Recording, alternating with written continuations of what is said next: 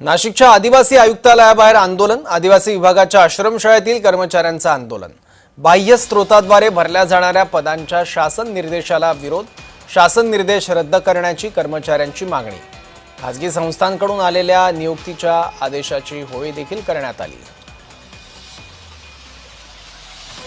बाह्य स्रोताद्वारे भरल्या जाणाऱ्या पदांच्या शासन निर्देशाला विरोध केला जातोय। शासन निर्देश रद्द करण्याची कर्मचाऱ्यांकडून मागणी केली जाते। खासगी संस्थांकडून आलेल्या नियुक्तीच्या आदेशाची होळी सुद्धा यावेळी करण्यात आली।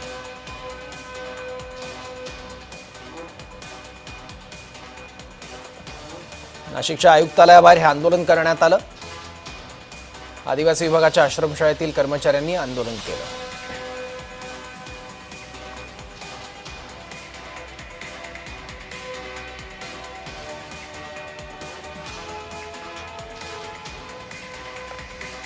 खासगी संस्थांकडून आलेल्या नियुक्तीच्या आदेशाची होळी करण्यात आली।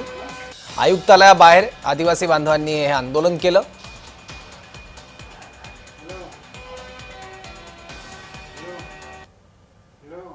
याबद्दल आणखी माहिती घेऊयात, आपले प्रतिनिधी किरण गोटूर आपल्या सोबत आहेत। किरण, आपण बघतो काही कर्मचारी हे व्यथित झाले आंदोलनाच्या वेळी, त्याची दखल घेतली गेली आहे का प्रशासनाकडनं?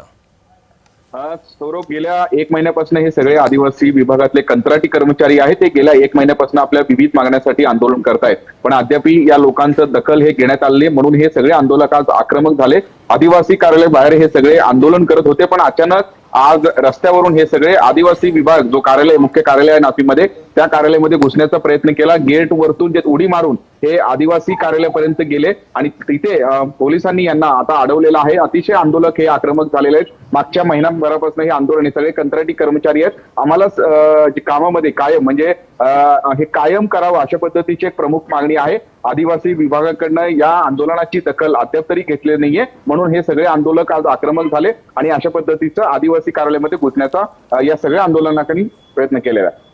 ठीक आहे किरण, धन्यवाद या माहिती